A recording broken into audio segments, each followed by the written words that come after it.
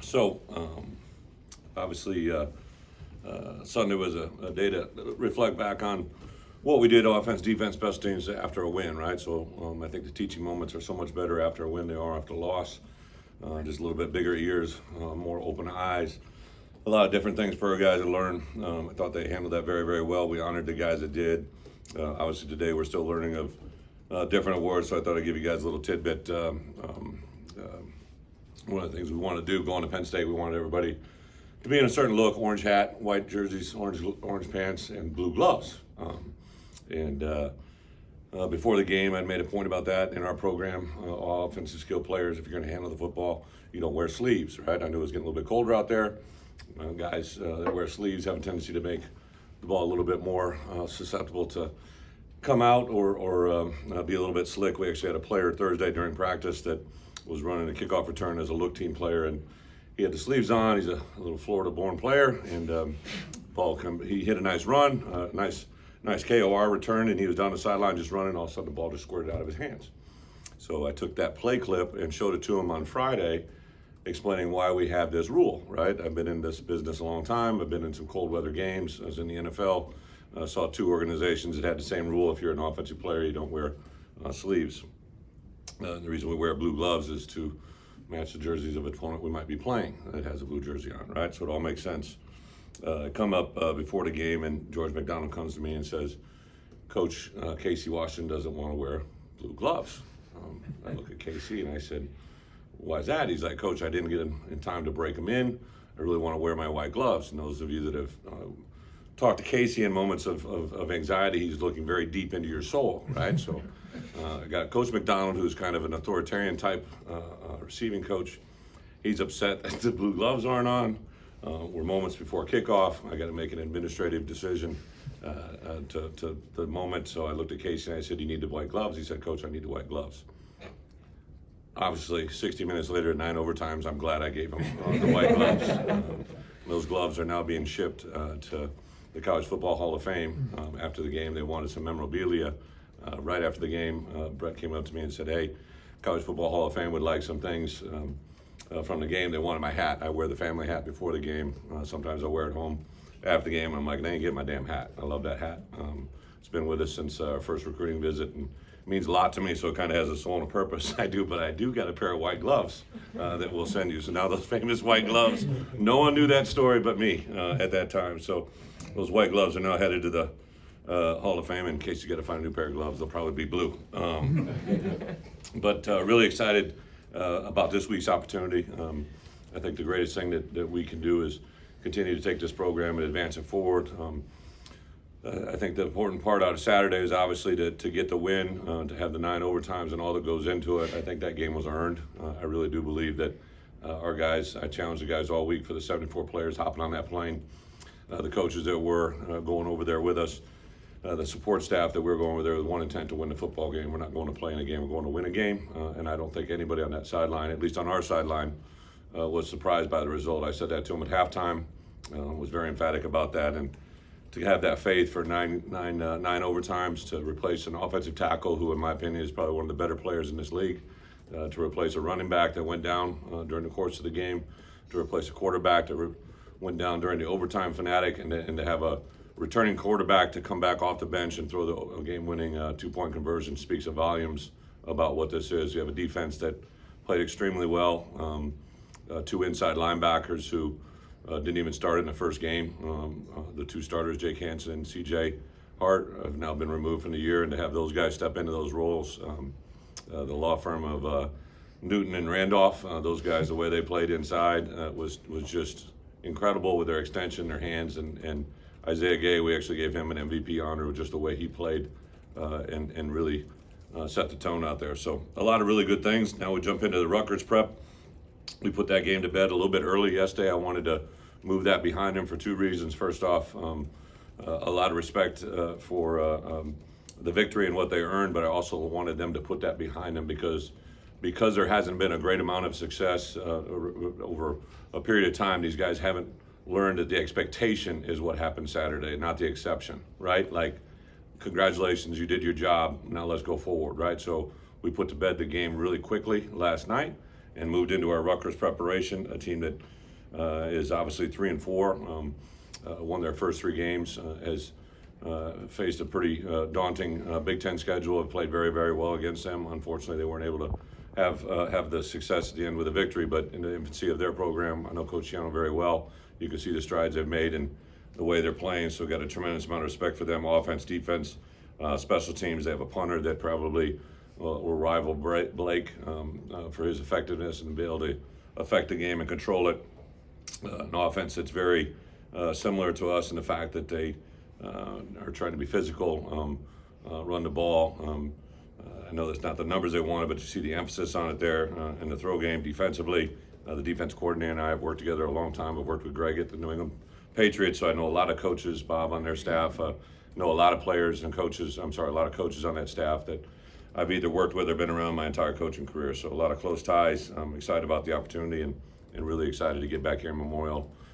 I know everybody is trying to find different ways to get them here. I'm just going to make it emphatic. I'd love to have as many people in Memorial as we possibly can get. I think our guys feed off the emotion, especially that student section. The way they've showed up every time has been a big part of why I think we played well at home. And I know that last game at home, homecoming wasn't the way we wanted, but I promise you we're a team that's getting better every week, and you're going to enjoy watching us play. So with that, open it up for questions. Coach, what does a win like that against a top 10 team mean for you as a first-year coach, and what's it mean for the program, and then what's it mean from a recruiting standpoint? Yeah, I get it. They're all, all wins matter, especially when you're trying to get to a point of relevancy. I do think that to be on the road to play against Penn State, I know how tough it is to win there. We talked all week about it really wasn't any team from our past or their past that was going to show up on Saturday. It was about the 11 on 11 at any given time. So it's all positive.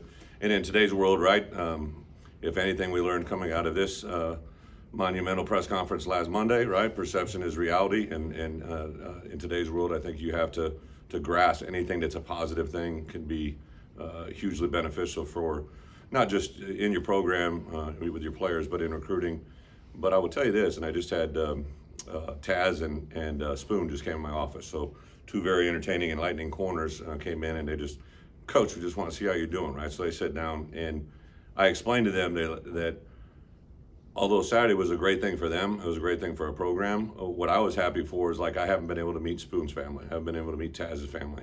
But my guess is when they were able to call home to them, they were very excited. Like, as a father now, even though it's 2 small girls, one of the great things I have comfort in is when you can make them feel good with things that you can't buy for them, right? Things that you can provide for them. And when you can't, when they have to do it on their own, there's nothing more fulfilling than that moment. And I think that there was probably a lot of happy families with the way that the kids played and the outcome of that game more than anybody. And that's one group that I was happy for. With all the scheming and with all the talk of the schemes and the things you did and the execution, what role did willpower and emotion have in that win? Aside from X's and O's. I get it. I understand the question. Like I told those guys, you're going to have an offensive plan, a defensive plan, and a special teams plan going into that bye week. I thought Wednesday during our bye week was probably one of the most intense, better practices we've ever had since I've been here. So I think they just keep chopping wood. They keep just doing the things that we've asked them to do. They're very, very engaged with their coaches, without a doubt across the board. Anytime we give position meeting time to our players and our coaches, it seems to be very beneficial, individual time. The game of emotion is also very, very big on game day, but it's more of a reflection that Saturday was what we see every day in this program. Is there any update on Art? Yes. Okay. So a couple injury updates. Art unfortunately did break his arm. We'll actually have surgery, I think, tomorrow. I'm sorry, today's Monday, Wednesday.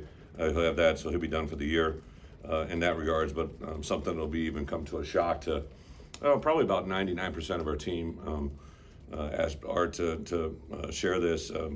So when Art first got here, as he began to go through things, you began to see that maybe he wasn't throwing the ball as effectively as he maybe thought he was at one point and did. And so it was brought to our attention that he was in need of a shoulder surgery at some point. He rehabbed it, did everything he possibly could do to get to the beginning of the season, but we knew at some point he was going to have to undergo surgery. It would take about 6 to 7 month recovery process. It was an injury that he sustained before he ever came here, and just give a tremendous. I can't tell you how proud I am of that kid, what he did to come in the way he did in Nebraska, to come in and do what he did and propelled us to wins, and obviously all the way down to that final play the other day, knowing that he isn't, whatever percentage it is, it's not anywhere close to 100%. So the struggle that I had, that we sat down during the first bye week, was, when do we have this procedure? When do we get this done, right? And knowing that it was going to be a 6 month, 6 to 8 month procedure. When do we do this that lets him maximize his opportunity this season, but also gets him ready for next season? And so he and I had kind of come to the conclusion we would make a discussion during the first bye week, which we got through. We were going to wait until the second bye week, and then ultimately make a decision, if we didn't do it during the second bye week, if we would do it, first or second, 1 or 2 weeks remaining in the season, just so we could maximize his recovery time. So sometimes blessings come in the most unusual ways, but now with this surgery getting done on his left hand, as soon as that gets healed up enough, hopefully in about 2 to 4 weeks, then he'll have surgery on his right shoulder.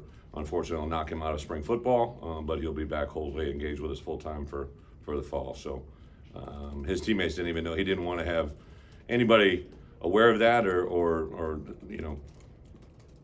he just wasn't as good as he knows he possibly can. And to get him 100% throwing, that's what we have to do. So that's the challenge he'll have. Chase Brown, after his injury on Saturday, has already passed all of the tests that he needed to pass. He's actually biking today. Tomorrow he'll be in practice, no contact. Wednesday he'll be able to receive contact, and he should be good to go. Cleared Wednesday afternoon. Thursday, if all progresses normal, he'll be good to go.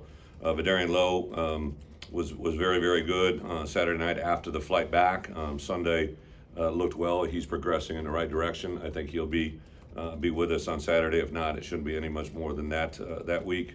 And really everybody else, other than a few normal bumps and bruises, and guys played 100 snaps on offense. It was kind of tale of two cities, right? Usually your snaps marry one another, and the defensive guys had almost 35, in case sometimes 40 less snaps than the other side of the ball. So kind of adjust practice as we look at it this week to kind of fit that as well. Brett, you promised some positional changes coming out of the bye week. The swapping of Pearl and Poucher was noticeable. Just what goes into a decision like that, that you think it'll work, and how it had so much success on Saturday? Yeah, great sword. So I think one of the things that I've always prided myself on as a head coach is try to put your players in the best position to be successful. And Pouch has been very impressive since I've got here about the basic core concepts and fundamentals of what an offensive lineman has. But I'd always kind of thought, and we'd actually experimented with the issue we had is we didn't get him for the spring. We didn't get him for most of the fall. Sure.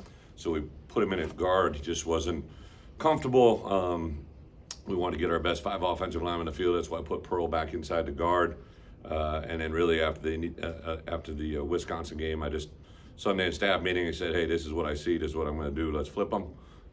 Explain to them both why that happened, and both of them played, probably as well as they have played this year. So I give Bart Miller a lot of credit for getting those guys ready to play the fundamentals to do it, because it is a different game. I know everybody just thinks it's offensive line play. Guards, action happens quicker, faster, and stronger.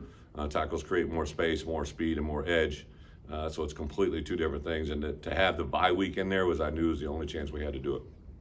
Coach, you talk a lot about tough, smart, dependable in your players, and you want that. How much does Art Seumkowski's willingness to not tell his teammates about his shoulder define being dependable and being tough inside of your program? Probably one of the most rewarding things you can do as a coach is get to know your players, right? So I knew Art Seumkowski from a couple clips that I saw on him on film, from reading some articles about him, from having other people tell me about him, right? Chris Ash, who's one of my best friends, reached out to me and he recruited Art personally. And then the first phone call I had with him, I don't know if I just talked to Art or his dad or his grandpa. I just talked to somebody who was very mature, right? I knew that. And then just to be around him on a daily basis, his presence, the players love just his communication skills. But he's a very selfless person. He's all about the team. And it's what he wanted. It's what he wished. I even told him at the time, if that's something he wanted to do the surgery right then, I'm capable. This is about making you the best you. That's what we kind of always said. I just knew for me as a head coach, I wanted to get him in a position to have his remaining eligibility be as good as he possibly could, and that was going to come through surgery, right? And he just chose to keep his head down and grit. And then I think this week especially, right? Like, I know you guys are aware of it. This game means a lot to him, right? Like, because of who he is and what he represents. The outside world is going to think, oh, I feel bad for Art Seumkowski because he doesn't get to play against Rutgers. If we were playing reversed order, right? Like if we were playing Minnesota this week and Rutgers next week, he would be as equally devastated to not play against Minnesota. Rutgers has nothing to do with it. He enjoys the spirit of the game. He enjoys the spirit and the intensity of what it means to play the game, and that's what makes him special. For how long has Alex Pillstrom been repping at tackle, and what do you see out of him in this? Yeah, so when we took Pouch and moved him inside, I wanted to give us the best options at outside. So that meant moving Pill to the tackle position. And to his credit, he had worked primarily at right tackle because him and Pill, JP, so we put Pill over at right tackle and moved Pearl over to left tackle, to get some reps.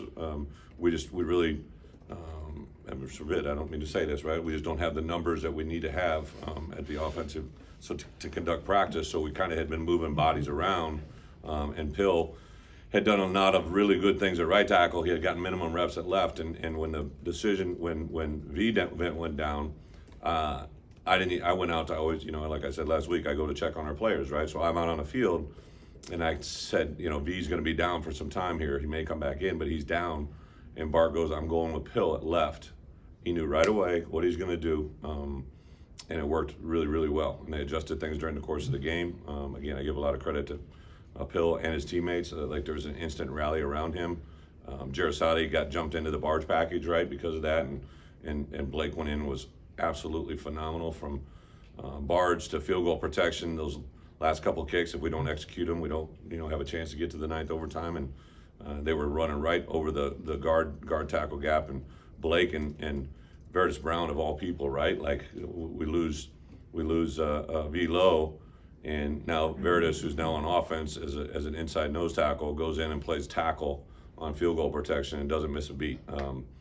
As coaches, whenever you have one substitution, it affects everything in the bigger picture and kicking game. And I remember Reggie Bain, our offensive grad assistant, when we scored our first touchdown after V went down, I remember Reggie going, hey, Verdis on field goal, and I turned around, and as I was turning, I saw a wide body running in front of me. I didn't have to say anything, and he was already running out there. Like, he was wired into that.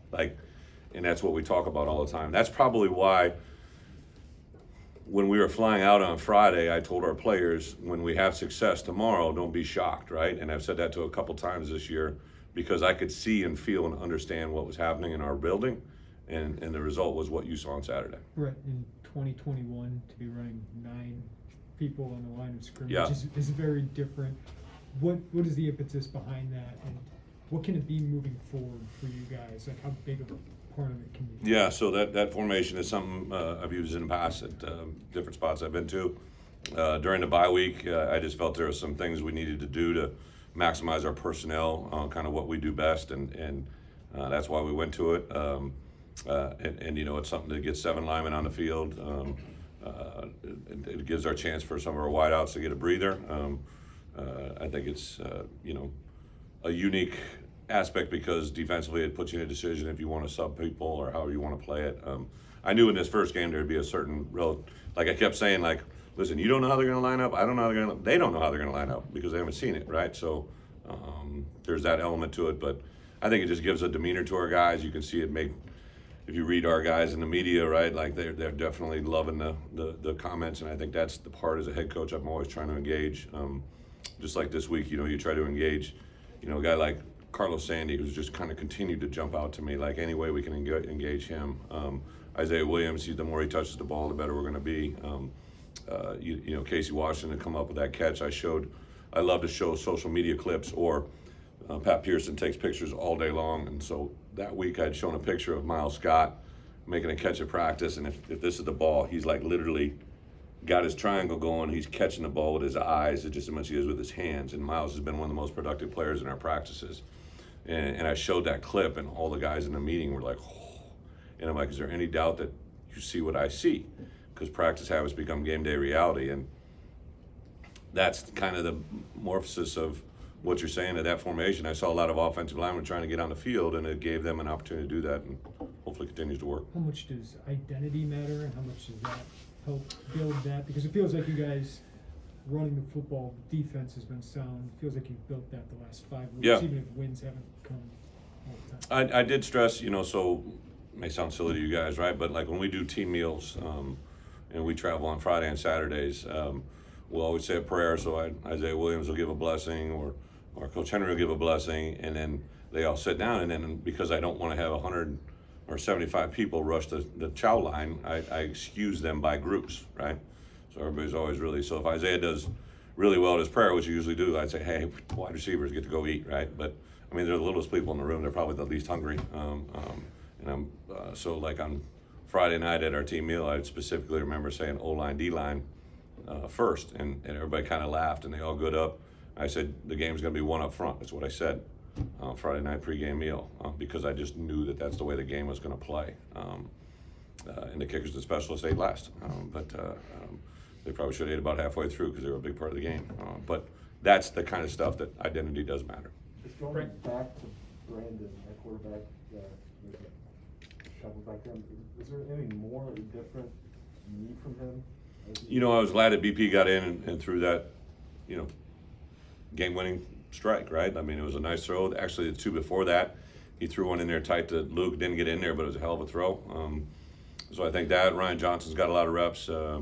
Isaiah Williams, Deuce Span. There's been a lot of guys that have played quarterback in our system. Matt Robinson. So I think that the more you have at that position, the better you are. And I think each one of them carries a little bit different brand of football. Especially Deuce. He's been playing a little bit of wide receiver for us, but I like what he brings in the game.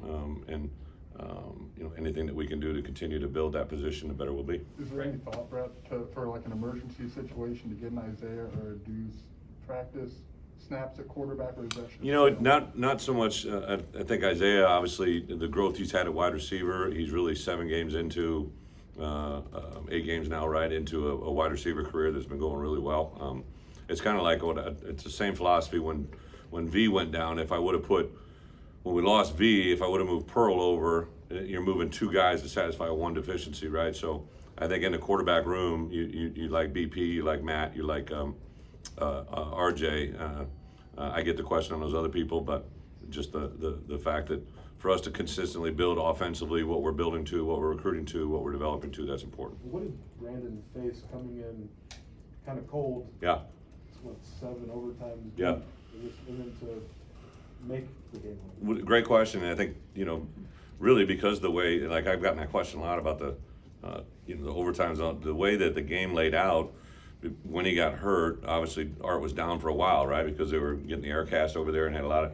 So BP immediately rated over, hey, get BP rolling. Let's get him taking snaps. Let's get him throwing because he had been sitting there throughout the game. But he's also played a lot of football too. So sometimes to knock when you've been there, done that, it doesn't take a while to get your juices going, your motor going. Because of the two-point format, there was quite a bit of time between each series, even though it was going quicker than a normal 2-point. The longest transition was to take when we had the choice in the field location, I was going down to away from the students. When they went, they were going to the students, right? And in my larger status right now, it takes me a while to get from one end to the other, right? So I think that would be the only modification I would take in the 2-point or in the overtime was we should probably just stay on one end that we all mutually agree to. But I think that he was able to convert quickly. He was able to process the moment, and he understood all of those plays really before they were run. Like he kind of literally already run those either in a game or in a practice situation. We saw Sidney with the club on his hand. Is that a long-term thing he'll be dealing with? Yeah, I think 4 weeks. Sid's setting a record for games played in the club. In fall camp, he got hit just on it was the other hand, I guess. But yeah, it's a non-surgical issue. He had a little bit of freedom. They're trying to shimmy it down just a little bit. But I know he had to go full club for this game. I think the club might get less as he goes on, but it really didn't have a factor in his play. But yeah, it's something that's non-surgical. Was that a bye-week practice injury? No, he had actually done it at the end of Wisconsin. I don't think he actually practiced during Wisconsin or during the bye week because he was dealing with that. You just hinted at it, but you like the format? I did like the format. Yeah, I've had a lot of people ask. I thought it was, no, we won, so obviously I like it, right? But like, I saw a shot on Saturday night. I was sitting there, my wife and I, and they put up the 6 longest overtime games in college football history, and I've been a part of 3 of them. We had a long one against Auburn, we had a long one against Ole Miss, and then obviously this one was the longest. Won all 3. I'm going to make that little asterisk as well. Unfortunately, we've got a lot of experience at it, and we've done fairly well. I know we've talked a lot about your history finding Josh Mccray and that recruiting process, Mhm. but for a freshman to come in and do what he did at Penn State and then at Purdue, is that something you saw film like, hey, this kid might be that freshman for me, or is the timeline accelerated? I guess just were you expected to where he's at? Yeah, well, it was easy when you watch film on Josh. Like, he runs angry, right? Like, he's not an angry person when you meet him. He's like a very nice demeanor, but the kids call it the shoulder roll. Like, I didn't know what was going on, but like when he gets juiced, he starts rolling the shoulders a little bit. So the shoulder roll, anytime you see that happening, it's usually a good sign. That's when he's really gassed, ready to rock and roll. I think our kids feed off him. They know what he's doing. Chase is kind of a different style of runner, like that first play, that first bars play, it was almost a home run hit, because he can take it through, he can break some arm tackles. But Chase is kind of a quiet demeanor, except for one play against Virginia. But other than that, he's usually a pretty reserved, good demeanor. So I think those two both are quiet kids individually, 2 totally different personalities that come out on the football field. Brett, is there something you're getting at a tip at tight end that's unique that the rest of those guys just don't have that you're able to do, especially when you want to get physical? And Luke and DJ are kind of contrast. They're yin and yang at tight end, right? But Luke is kind of a blend of both. I think Luke is very dependable, reliable. He can play all 3 positions, as well as, Marquez, we actually started running 21 formations where he was at fullback. So Luke's kind of the backup at that role, as well as Kanena Udalaga played at that position as well. So was one of the position switches we made. We didn't play Kanena on Saturday because he's got 3 games under his belt. We want to make sure that the 4th one is the right one. Not sure if we want to quite burn a year yet, kind of see how he's handled it, but he's transitioned to fullback very well. So Tip kind of just is a jack of all trades, and extremely. There's a play early on where 17 is a really good player for Penn State, and he bucket stepped and got him turned and got him wedged out. It was a big run inside, and that doesn't just happen. Like, I give Coach Miller a lot of credit, Ben Miller, for getting him ready to play. Coach, last question. Yes, please. Coach, what was it like to get the reception at the basketball game Saturday night? Both receptions are awesome. Our families actually met us out at the airport, and I've never had that before. My two girls and Jen were there, a lot of our families, some fans, so that was pretty cool. And then shortly after the game, Cassie had reached out to us at Penn State and said, would you guys have an interest? And I basically, we have an Illini council that's a position player at each group, and I just said, I told Mark Torresani, our chief of staff, just, hey, reach out. I don't want to make those get Saturday night, right? They just beat Penn State. Like, I was 20 at one point in my life too, right? Like, what do you want to do? So Mark set out the question to the Illini council, and literally my phone just started blowing up. Like, Coach, love to do it, want to do it, want to do it, want to do it. And it kind of just timed out perfect. I give a lot of credit to Cassie and her staff and the basketball and Brad to let that happen. It was an awesome moment for us. I know the players really enjoyed it. And just to interact with the fans, like I've said all along, like the part that I really enjoyed in this partnership when I came with Josh was like to build a sustainable, successful program for a long time. And every place I've ever been, the men's basketball and football have been a staple of those programs that build success for a long time. So obviously Brad and his crew have done it to the highest level and look to be on stage to do it again. So the more we can join partnership with them, I think it's good for everybody, fans included. What did your daughters think of it? Thought it was, my oldest one has sensitive ears. I don't know what's with that child. She just constantly covers her ears. She doesn't like loud noise. She didn't like the loud noise on the plane. And then I was holding her, and she was high-fiving guys in the hallway, but then she thought it was too loud. But then my youngest one, she thinks she's like a president-elect. She's given the one-hand wave at 2 years old. So it's kind of, as we all know, right, they're both always uniquely different. Thank you. All right.